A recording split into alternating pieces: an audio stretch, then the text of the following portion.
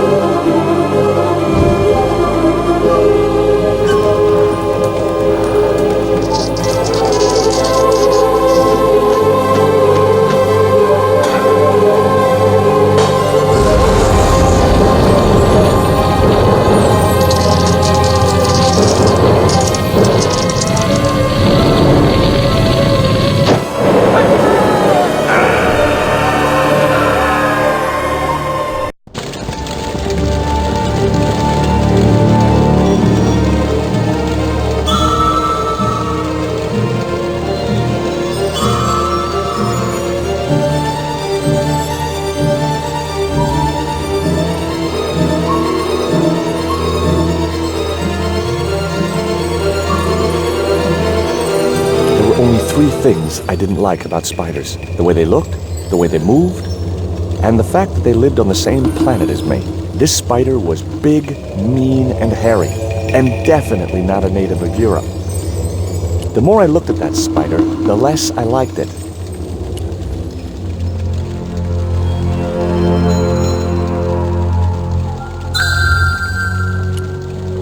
I glanced over the books, vaguely hoping to find a copy of How to Deal with Poisonous Spiders While Tied to a Chair.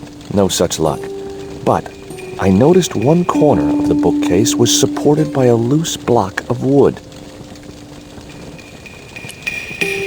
Aubier's book collection was exclusively devoted to South and Central American studies. If I didn't do something soon, Aubier's library would be reduced to ashes. Aubier's books covered anthropological and antiquarian subjects. The bookcase was too big and heavy to move. The block of wood had been used to replace the original foot of the bookcase.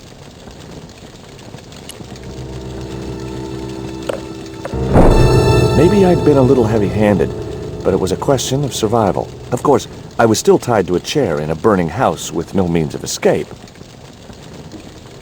Yellow pus was seeping from below the bookcase. That spider was very squashed. I wasn't touching that spider goo. I thought that I ought to free myself before examining the furniture.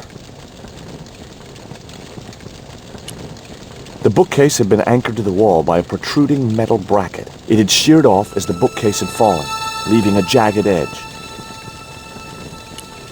The metal bracket had a sharp and jagged edge.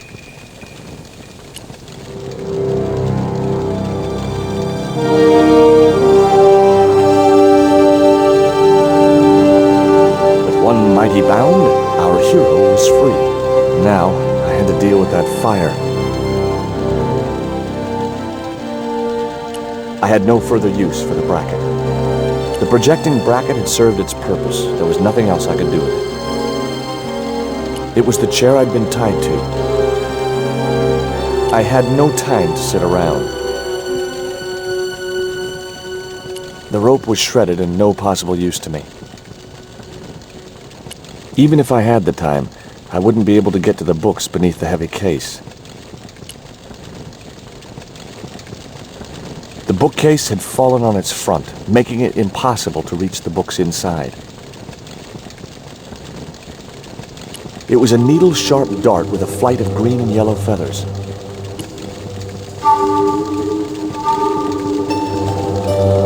That dart was sharper than a mosquito's business end, but this didn't deter me from getting it anyway. The bars attached to the window would prevent anyone getting in. They also stopped me from getting out. I wasn't going anywhere through that window. I wasn't going to get through those sturdy bars. It was the box that spider had crawled from. I wasn't going to touch the box after that spider had been inside it. The door blocked my only means of escape. The fire had taken hold and ignited part of the polished wooden floorboards. I racked my brains to think of a way to improvise a fire extinguisher. If only I'd stopped for a coffee at the airport. I couldn't put out the flames with my bare hands.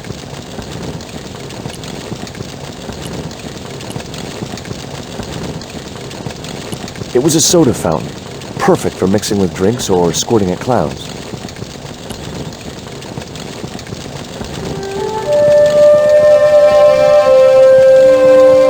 There was no pressure in the siphon. I guess it was out of gas. In the cabinet's wooden door was a very small keyhole.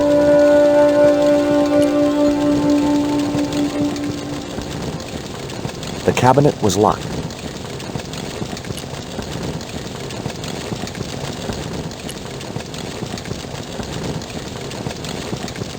The bureau had a sliding lid.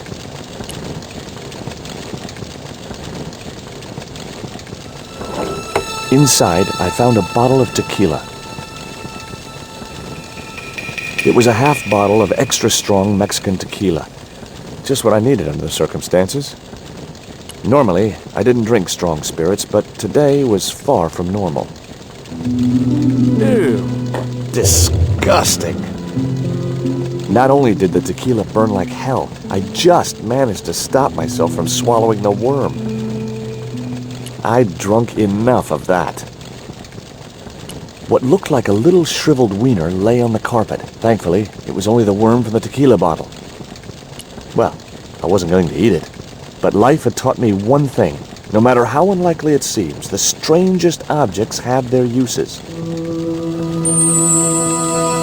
Even tequila worms. It was a closed drawer. In the drawer was a small decorated pot.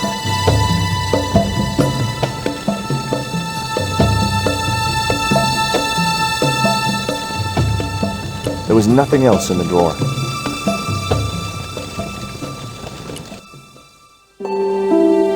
Ubier and his wife, I guess. Nice couple. The photograph wasn't any use to me.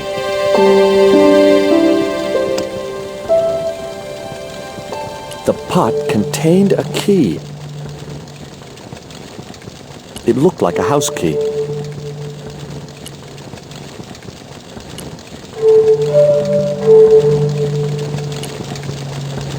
It was Nico's bag.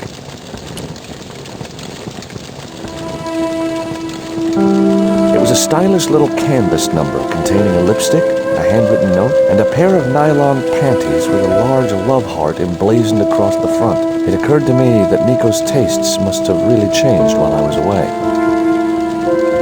Well, they could be useful.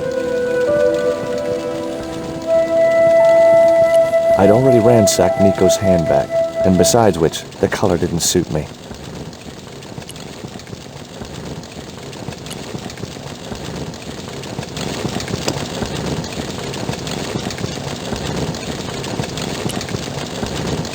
The key was way too large to fit into that tiny keyhole. It was the poisoned dart which had stung Nico. I'd never known anything keep her quiet so effectively.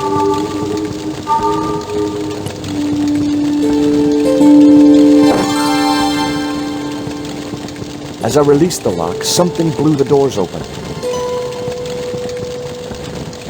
Inside the cabinet was a small metal object, round at one end with a valve at the other. It was a small metal cylinder. That cylinder was hot. I couldn't pick it up with my bare hands.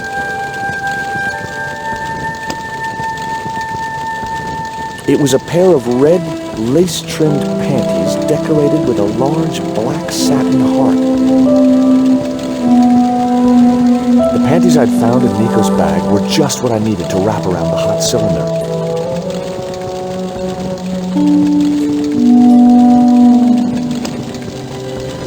It was a small metal cylinder with a valve at one end.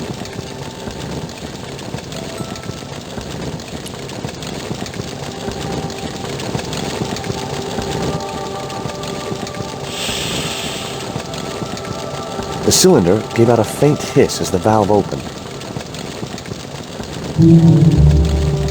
Huh? Now I had one primed up and ready to use extinguisher.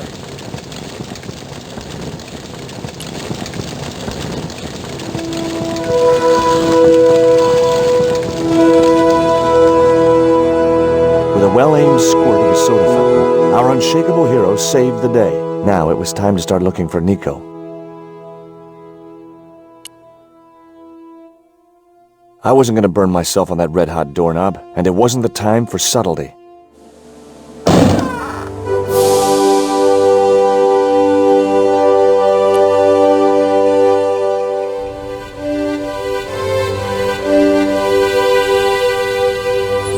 The door led to some other part of Ubier's mansion.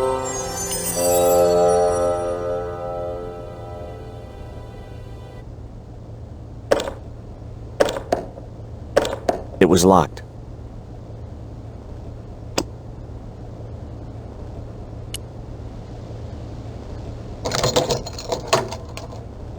The house key didn't fit this lock. The front door was made of hard wood, supported by a sturdy frame.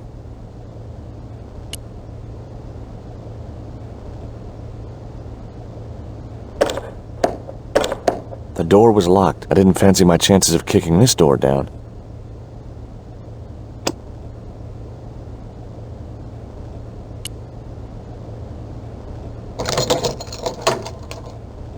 I unlocked the door.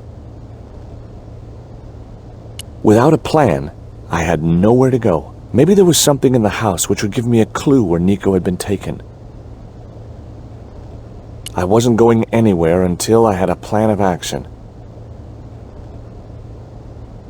It was a folded clipping taken from a newspaper.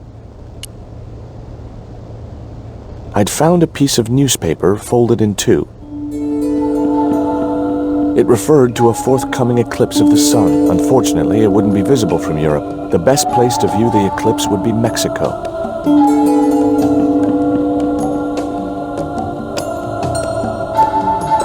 I guess I had no business reading the note, but I figured it might give me a clue to what Nico was involved in. It was from Andre Lobineau, the history student Nico had known at college. The letter was sentimental mush, and revealed that the exotic lingerie, as he called it, was a gift from him.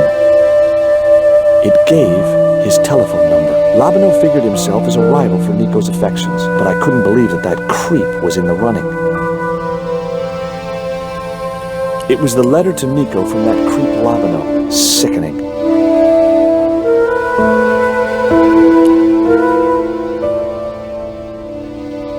It was Ubier's telephone.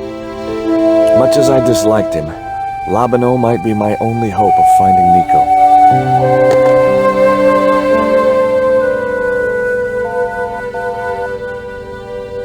Hi, Andre? Who is this? It's George Stobart, Nico's boyfriend.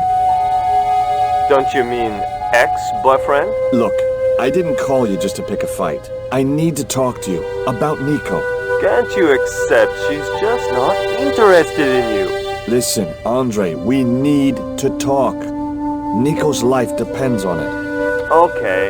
You remember the cafe at Montfaucon? Sure. Andre? You better show, you creep.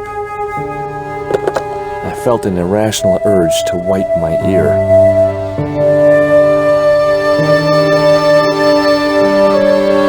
There was no one else I wanted to call.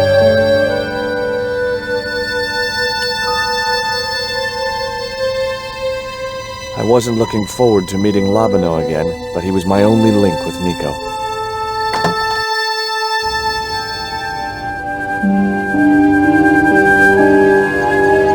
There was no sign of Lobineau when I got to the cafe. I decided to order a coffee and wait for him.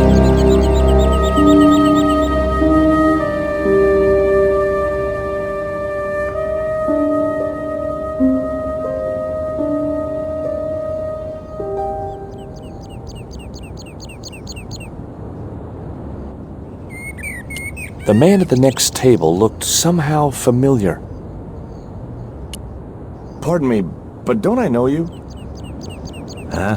You were here the day I found the catacombs. I was? Ah, yes. I remember you. Yeah. Are you still in the police force? No, not anymore. I'm a man of leisure. And what brings you back to Paris? My girlfriend. What it is to be young and in love. When you share a bottle of wine with me. Hey, listen, I'd love to, but I need to keep a clear head. So my company isn't good enough for you. Why did you leave the police? I was forced to retire. The golden handshake. Only in my case, it was more copper than gold. How come? I was made a scapegoat to cover up the department's inefficiencies. Have you ever heard of a Professor Oubier? No, monsieur. I don't recall the name. Well, apparently he's an expert on Mayan art and history. A little out of my field of experience, monsieur. If he'd been a serial killer or a sodomite, I might have been able to help.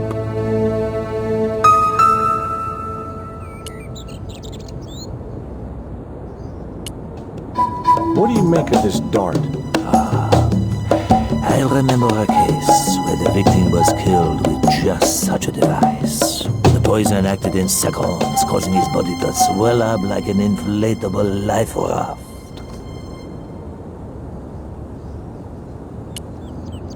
What do you make of this news cutting?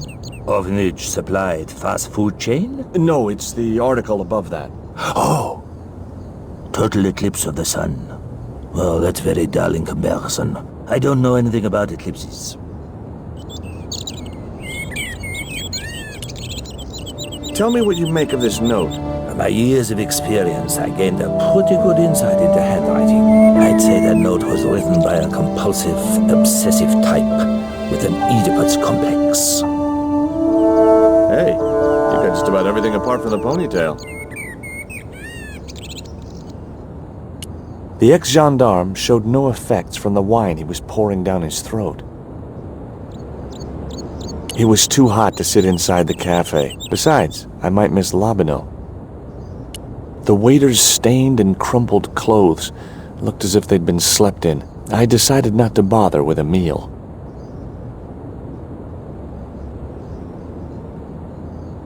It was a small silver flask from which the man was topping up his glass. I couldn't snatch the man's flask while he was looking.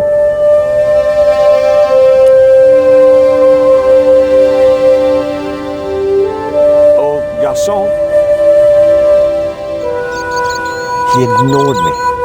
I'm sure it was deliberate.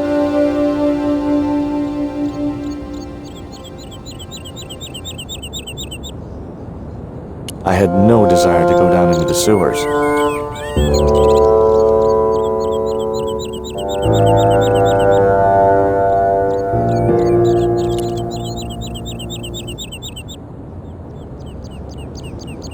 Hey, you. Quoi? I'd like a cup of coffee if you don't mind. When I finish serving this gentleman.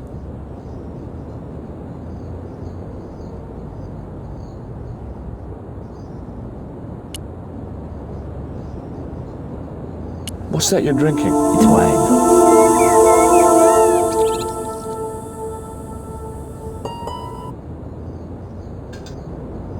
Un café. Thanks. Do you know that man over there? I should think so. He's a regular customer. Do you know a guy called Andre Lobineau? Oui, I know him. What of it? I'm supposed to meet him here. Did I miss him? No, I have not seen him today. Have you heard of Professor Oubier? Oui, He married that actress, the little dachshund. They used to come here. The nutty professor and the movie star. If Aubier's wife was a movie star, how come I never heard of her? She was big in France. The world doesn't stop at Hollywood. Her stage name was Carol Climax. She died in suspicious circumstances. How did Aubier's wife die? I heard he shot her. And got away with it? He had a good lawyer and they wrote a tight alibi. Why would an eminent public figure like Aubier risk everything for murder? He wouldn't be the first, would he? Besides, people like him always get off. Look at this. A poisoned dart. Ah oui, sure. It's the real thing. Knocked my girlfriend out cold in a matter of seconds. Romantic. Sounds like a real close relationship you have going. What does that guy keep pouring out of his flask? Absinthe. Absinthe? I thought that was highly dangerous and outlawed in France. It is. Don't look at me, I didn't sell it to him. That's all. Thank you.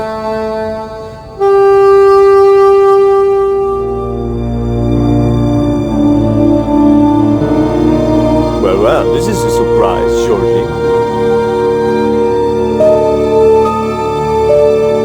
I wouldn't normally call you. But Nico's in trouble, Andre. Deep trouble. You have to help me find her. What? What have you dragged her into this time? It was you that recommended Professor Aubier as an expert on Mayan art. Now his butler's kidnapped her. And he tried to kill me. Every time she gets involved with you, there is trouble. Walking out on her was the best thing you could do. My father was dying, damn it. I had no choice. Well, she soon recovered once she went back to her old friends. Drop it, Andre. Right now, Nico's in danger, and we have to work together. So, how can I help? Nico needed to speak to Aubier about a stone. Oh, you mean this stone?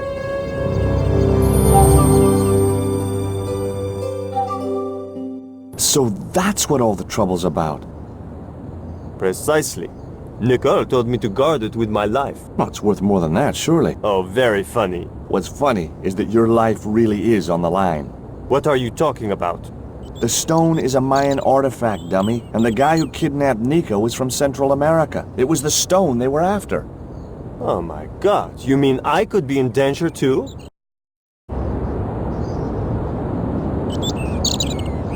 Why didn't Nico take the stone to Aubier? I don't know. Perhaps she suspected something like this would happen. If she's been hurt, Andre, I'll break every bone in your body. No, that's typical of you. Do you think I don't care what happens to Nicole? It occurred to me that slugs don't have bones to break, but I kept that thought to myself.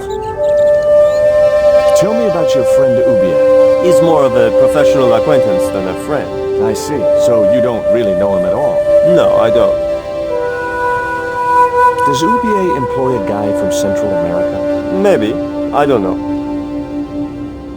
What do you suppose the carving on the stone means? I don't know.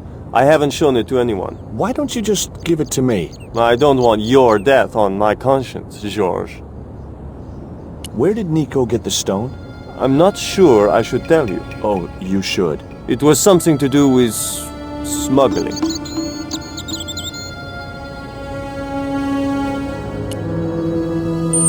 What do you think this is, Andre?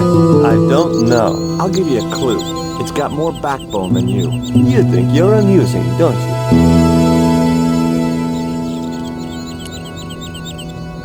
What can you tell me about this pot?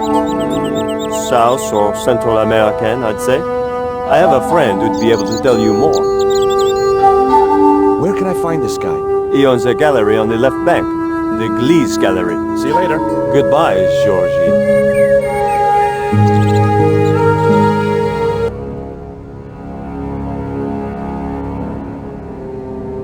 I've had enough of your games, Kala. Tell me what you've done with my stone. I thought your business was simply smuggling cocaine, Karzac. Why are you so interested in that stone? Either you tell me what I want to know, or Pablo here will make you talk.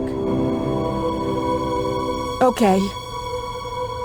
Well, I figured someone at the university would be able to help. So I had a word with one of my girlfriends, and she told me her boyfriend was a lecturer. I sent the stone to the Department of Ethnology. You know, I figured it was South American, so... You're not buying this, are you? That's enough! I don't have time to listen to your mindless prattle. We'll leave you to think it over. Come the morning, you'll be ready to talk.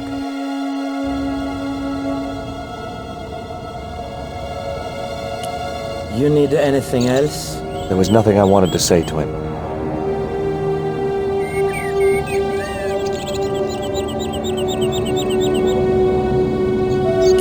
The man was still looking.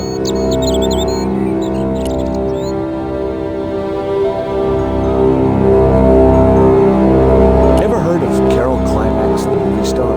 Yes, but I don't care for the kind of movie she's made.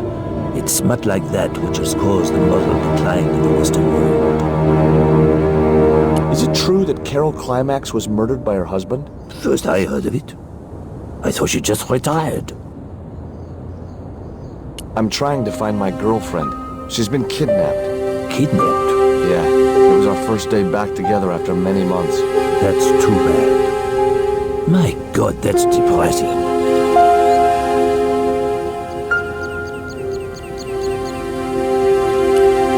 Excuse me. Leave me alone.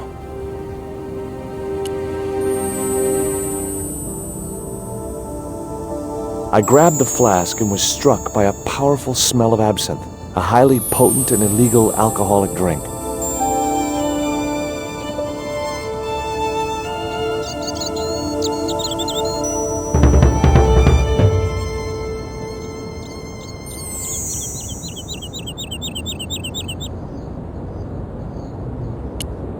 Excuse me. What?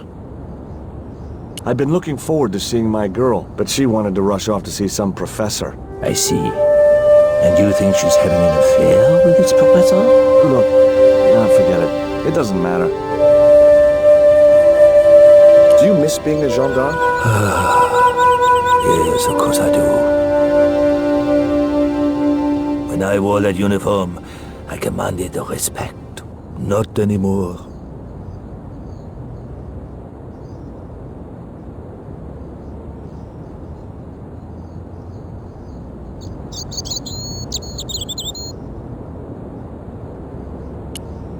Excuse me. What? Didn't you try to appeal against your dismissal?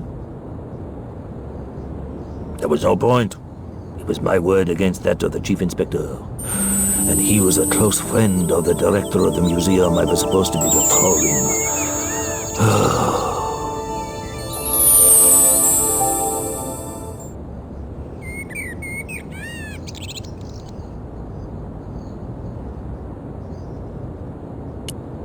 Excuse me. What? Which museum was it you were supposed to be patrolling? The Coon. It wasn't as if anything important was stolen. Just a rusty old tripod. The tripod had returned a few weeks later.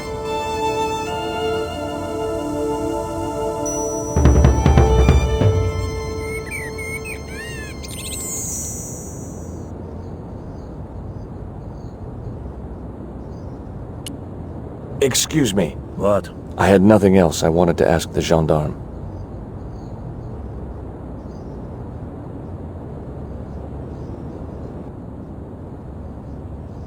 Now I had another lead. I could either go back to Ubier's house or visit the Glease Gallery.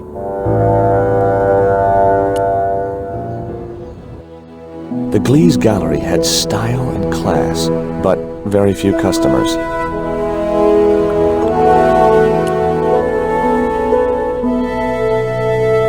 The wasteland. Too minimalistic for too much money. Rectangles in a desolate landscape. Highly cubist.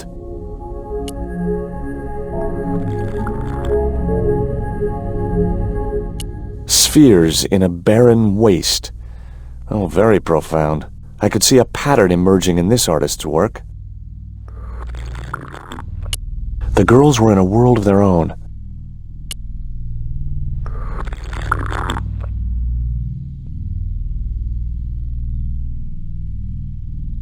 Hi, girls.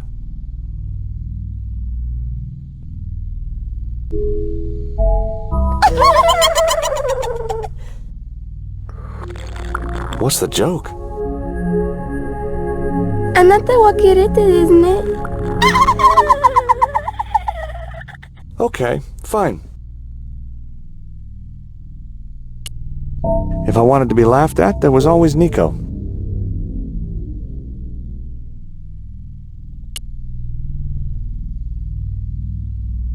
I couldn't believe it. The pots were marked at 5,000 francs each. As far as I could tell, the plots were almost identical to the one I'd found in Ubier's house. At that price, I wasn't going anywhere near those pots.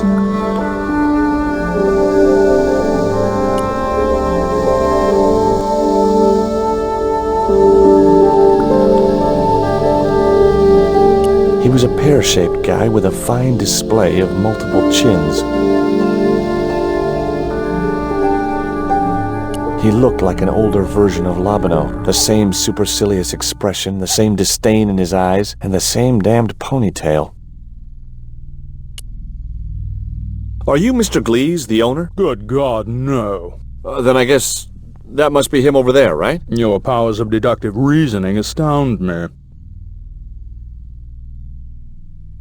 What's that you're drinking? I'm not sure, but I have a suspicion it might be urine. Glease can't expect a favorable criticism of his gallery when he serves this muck. Have you heard of Professor Ubier? Yes, of course. I was at his house earlier. If you're going to drop names, you could at least name one worth dropping. I thought Ubier was a well-respected man. Why, his last book was nothing but pseudo-intellectual claptrap. The demented ramblings of a drug-dependent has-been.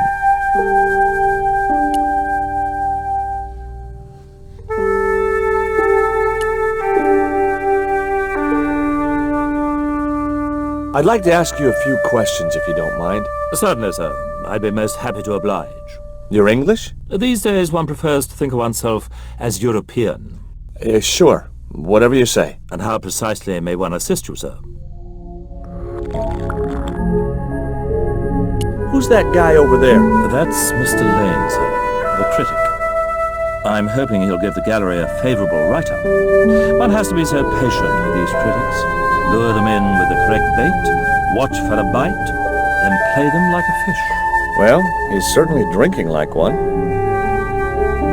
How come that Lane guy is so rude? It seems to be a standard requirement for critics.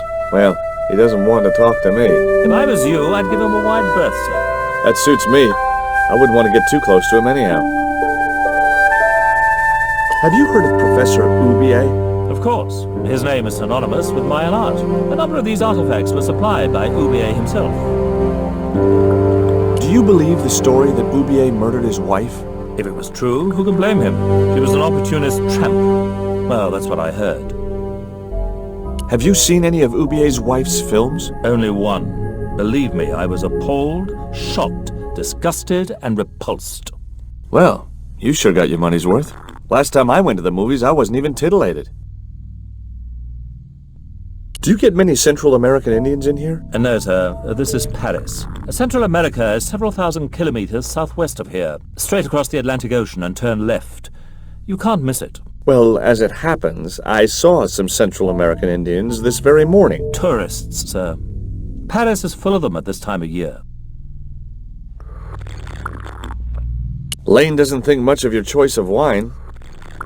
Blasted nerve. The priest who sold it to me said it was a good year. I found this news story referring to a total eclipse of the sun. Really, sir? Well, fascinating. I'd like your opinion on this pot. Interesting. Would sir be interested in selling the article? That depends. How much would you give me for it? 300? Possible 325. What? Those other pots are priced at 5,000 francs each. Yes, but this is clearly the work of an inferior, degenerated culture. You mean it's English? Look, why don't you get a second opinion? From who? Mr. Lane, the world-renowned art critic and collector. He's an art critic? I thought there was a carnival in town. What I really wanted to ask you about was a black stone. A black stone?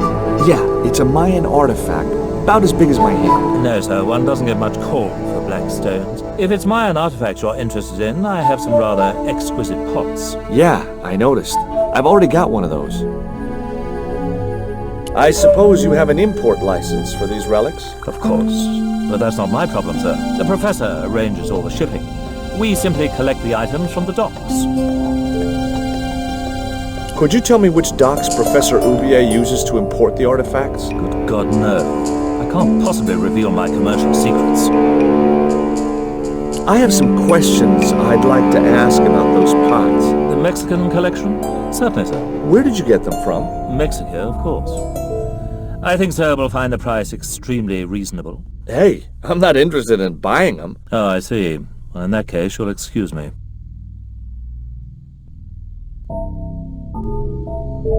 There was nothing else I wanted to ask the man. It was a machine for reading credit cards. I had no possible use for a credit card reader.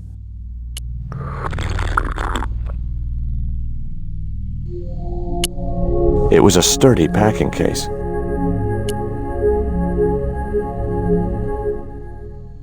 Excuse me, sir. Uh-huh. That area is private. Oh, so I'm not allowed back here? No, sir.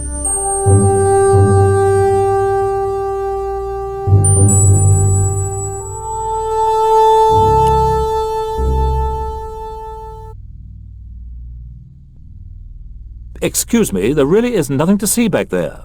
Okay, I get the message. It's rather a mess, sir.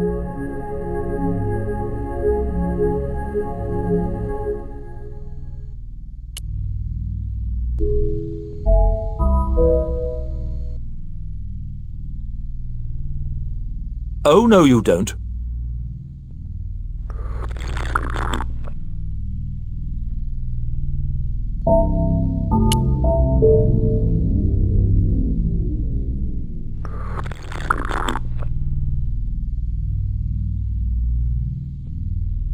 Would you give me your opinion on this pot, sir?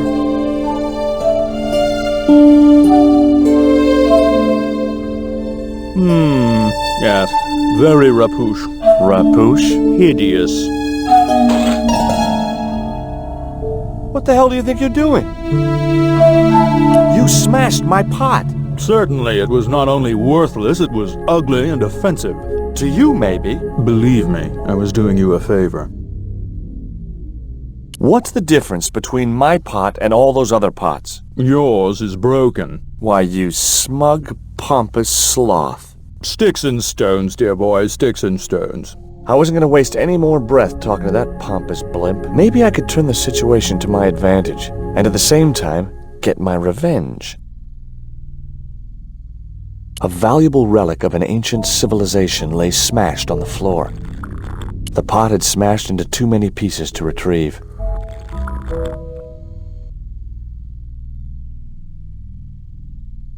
The glass was half full of wine. The way that guy was gripping the glass, I'd need a wrench to get away from him. It was the flask of absinthe I'd borrowed from the gendarme.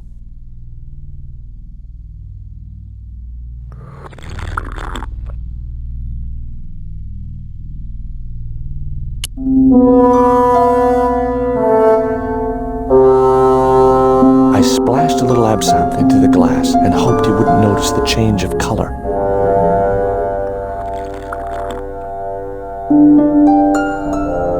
Did you put something in my drink? Yeah, I did. What do you think? Well, it's certainly an improvement over Glease's wine. In fact, I could grow to like it.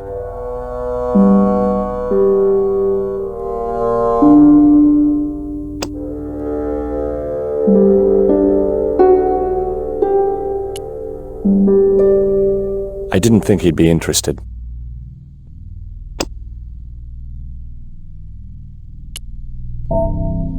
Allow me.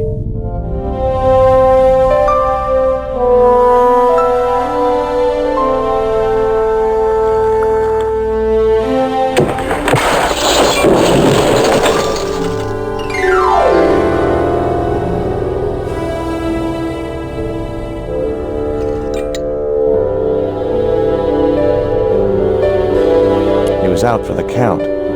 I wasn't going to waste my breath on that drunkard. Glease wasn't happy, I could tell. Were those pots very valuable? The pots are insured, but not the shelving. You've no idea how much that cost me. Go away.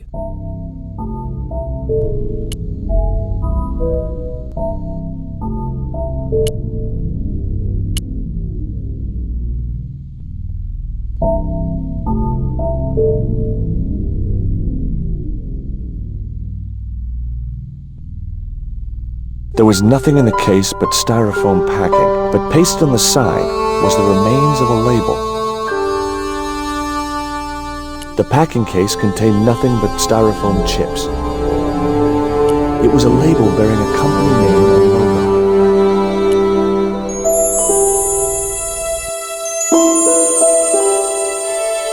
Underneath the logo of a flying bird were the words Condor Transglobal Mars. The rest of the label was missing.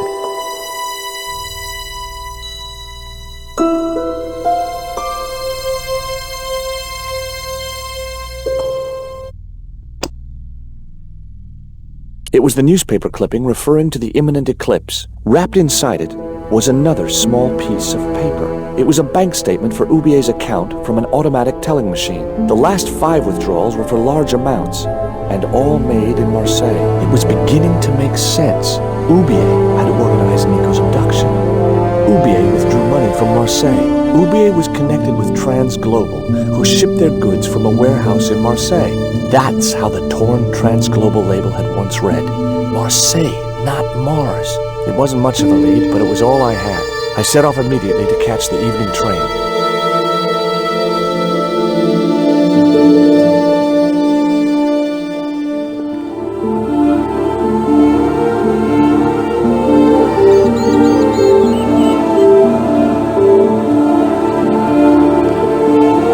It was almost dawn when I arrived in Marseilles. I traced Condor Transglobal to a desolate dockside.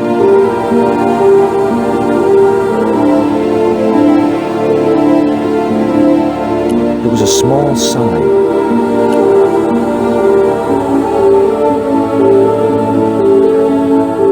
The sign read, rightly enough, no entry. A chain-link fence barred the entrance to the docks.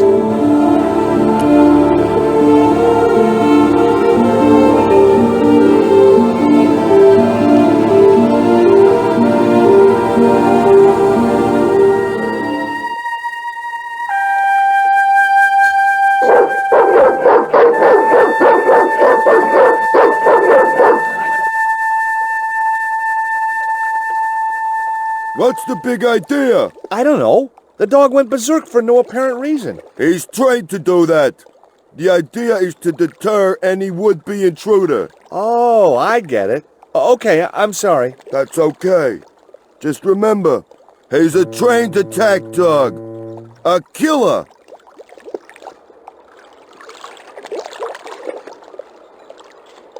It was a mean-looking guard dog.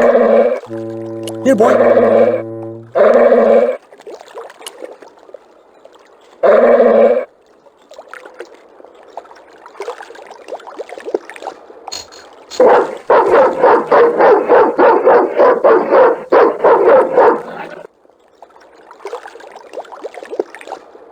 Didn't I tell you to stay away from the fence?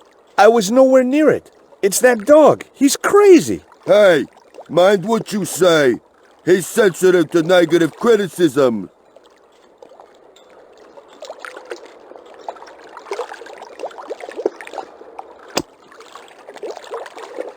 Without a way of firing the dart, I would never have been able to propel it fast enough to puncture the mutt's hide. That dog looked like he already had more worms than he needed. He didn't look like a sniffer dog to me.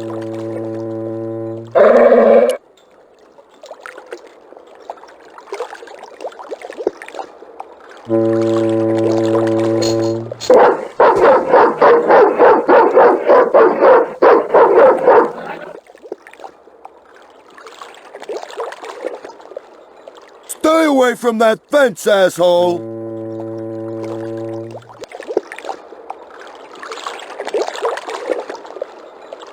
The gates were fastened with a heavy-duty padlock.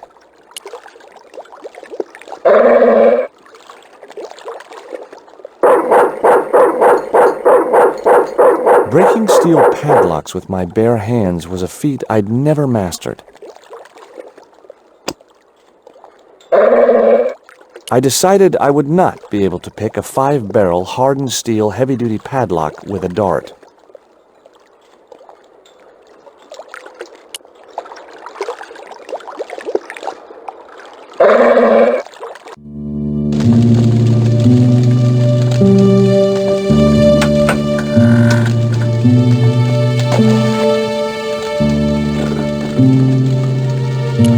The spike held a stack of papers which appeared to be shipping documents. None of them referred to Condor Transglobal.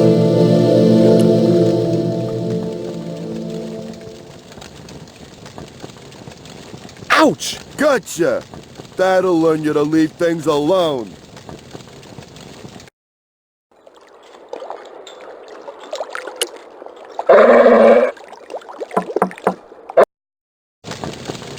Do you know what time it is? No, I don't wear a watch. As my dad used to say, I'm not into time, man. Well, you're too early. What time is it anyhow? The big hand's on the floor. Why aren't you in bed? I can explain everything. Never mind, I ain't that interested. What time do you open the gates? 7. Do you mind if I hang out here till the docks open? Please yourself, but you'll have a long wait. It's Sunday, and tomorrow is the start of the national holiday. Everything is closed for a month. Well, wouldn't you just know it? Does that dog belong to you? Nah, he comes with the job. I just feed him every now and then. More then than now, I'd say. What's the dog's name? 20. It's unusual for a dog. It's his registration number. Security dog number 20. Does number 20 have rabies? Nah, just a bad attitude. Like I said, he's a trained attack dog. They took him when he was a puppy and messed with his head to make him the way he is. Ever heard of Condor Transglobal? Sure. They have a warehouse here. Well, could I take a look? Not until after the holidays. Come back in a month. I have to make a delivery to Condor Transglobal. Where's your rig? About half a mile down the road. And you walked here? Jeez, are you some kind of nut? Nah, it was easy. I just put one foot in front of the other. Are you gonna let me make my delivery? Not without the paperwork. You get the papers, you make your delivery, and I get a fat backhander. I was getting nowhere with the story about being a trucker. Do you know what kind of business Condor's involved in? I'm paid to guard the gate. Their business is none of mine.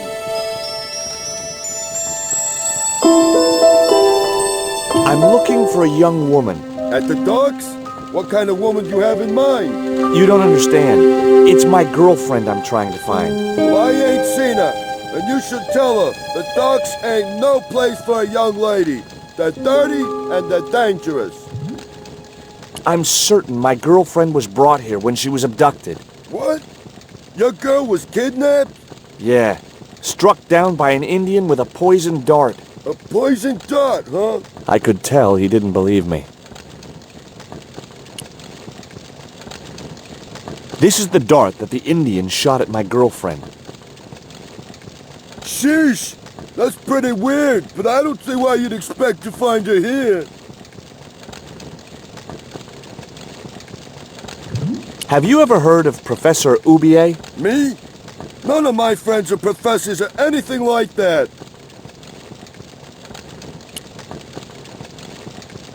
Take a look at this letter.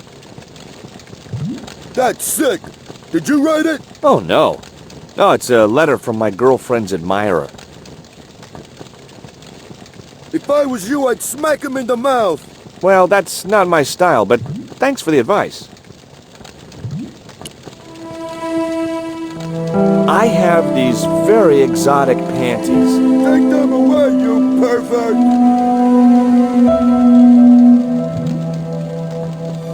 What's cooking? Beans.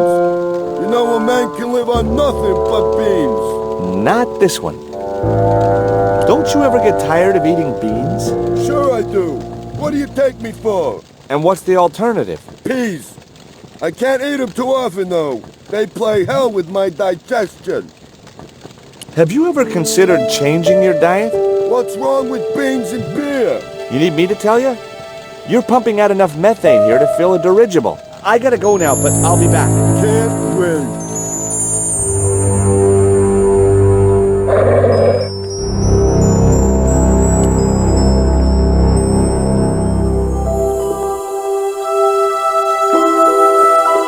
A short stick of wood floated near the edge of the landing stage.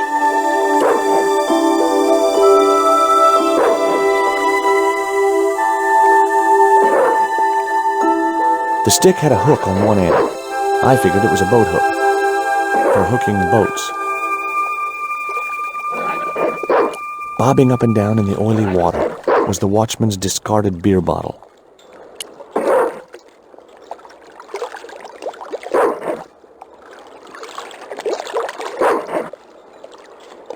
The bottle was just out of reach. Nothing was going to get me into that water if I could help it. It was a short wooden-handled boat hook.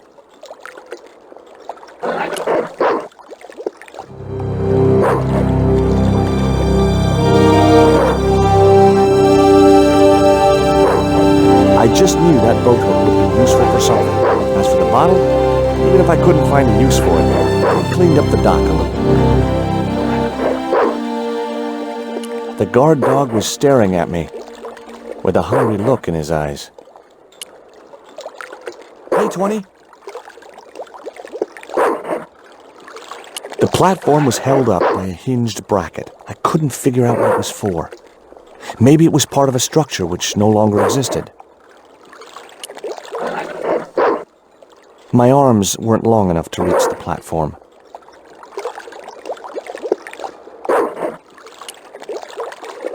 The opening in the floor led up into the watchman's hut.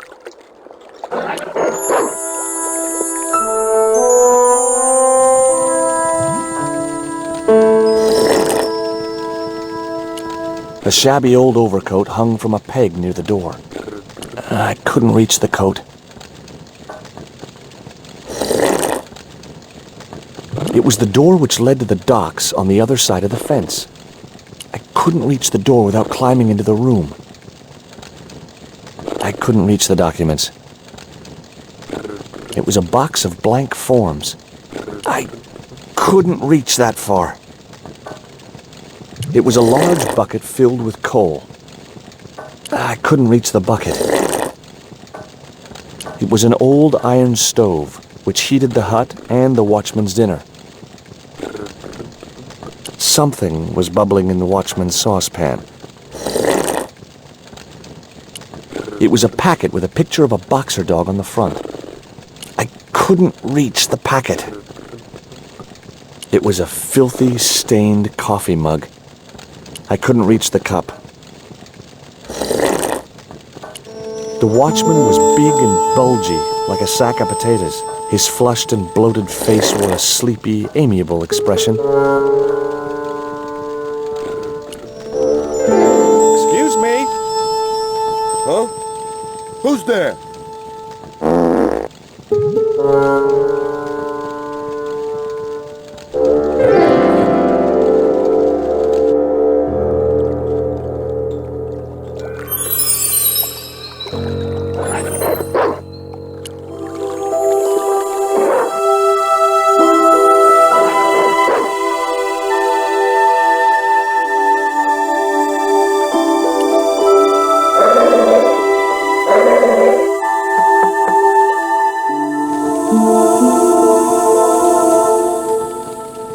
You dropped your beer bottle. Not me, pal. Yes, you did. I saw you drop it right in the sea. Don't you know better than to dump your trash in the ocean? I don't see no fish complaining. See you later.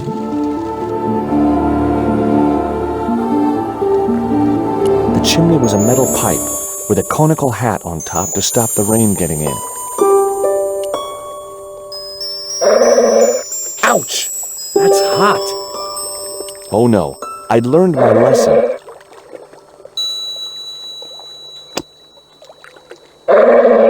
The panties would not have been thick enough to shield this level of heat. It was the beer bottle that slob of a watchman had dumped in the sea, now half full of filthy dock water. The label read, "Surge, the beer that clears your head." The bottle was half filled with water. Maybe it would cool the cone down enough to touch it.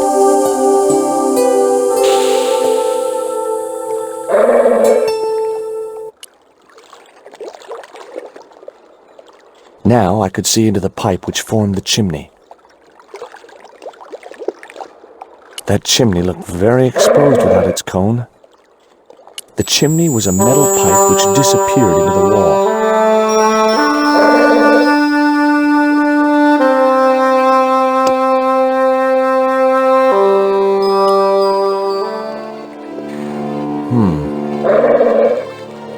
The bottle had blocked the chimney, and the hut was filling up with smoke.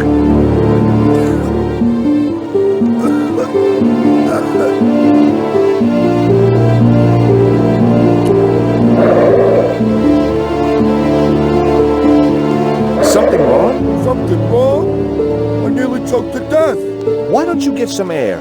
Take a long walk along the pier. I could stay here and watch the gate. Oh no. You'd be through that gate as soon as my back was turned.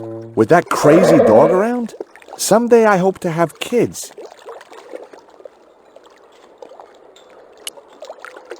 Are you sure you'll be all right? Yeah.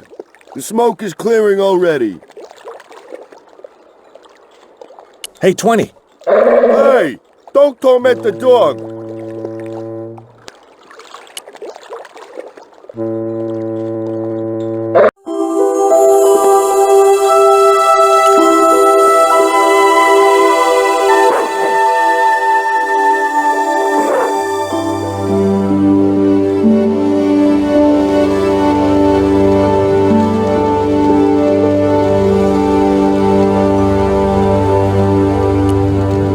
I wouldn't have considered wearing it if it had been the last coat on Earth.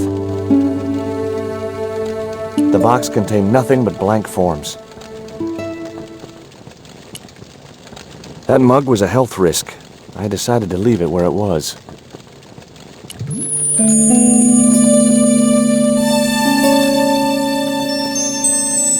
The packet was full of dog biscuits. The saucepan was 3/4 full of baked beans.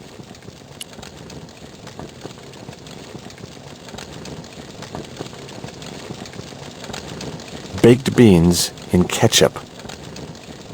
Someone had once told me a piece of coal brought you luck.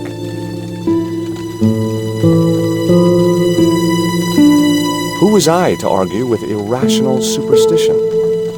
One piece of dirty coal is quite enough.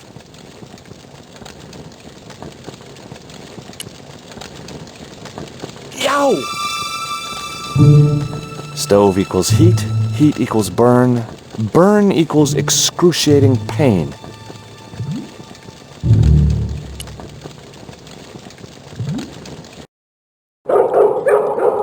What the hell do you think you're doing? Get the hell out of here. Okay, just hold on to that dog.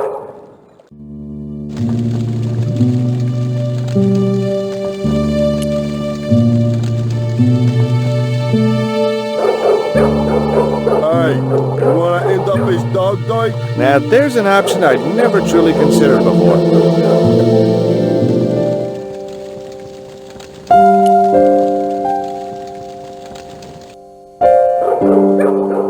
Down, boy! Down!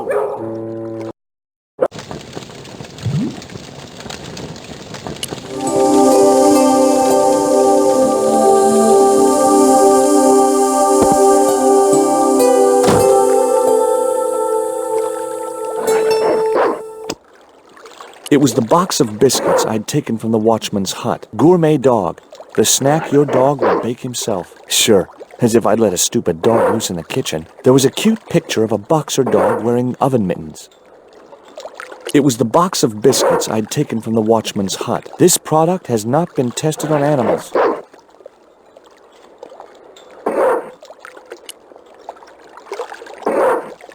Hey, 20. Come and get it, boy.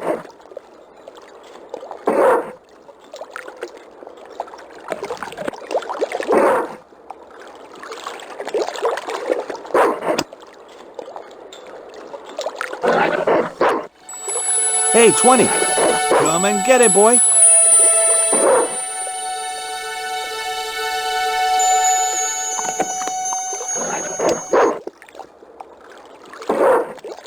I felt a slight twinge of conscience as I prepared to give the dog a dunking. It soon passed.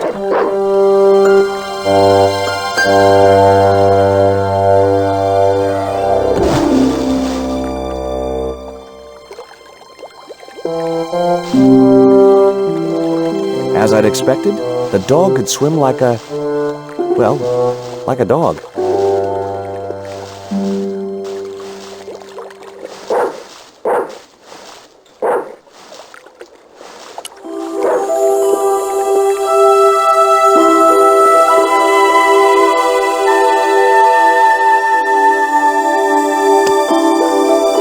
It was the metal cone I'd taken from the chimney of the watchman's hut. I decided to keep the cone. You never know when a cone may come in useful.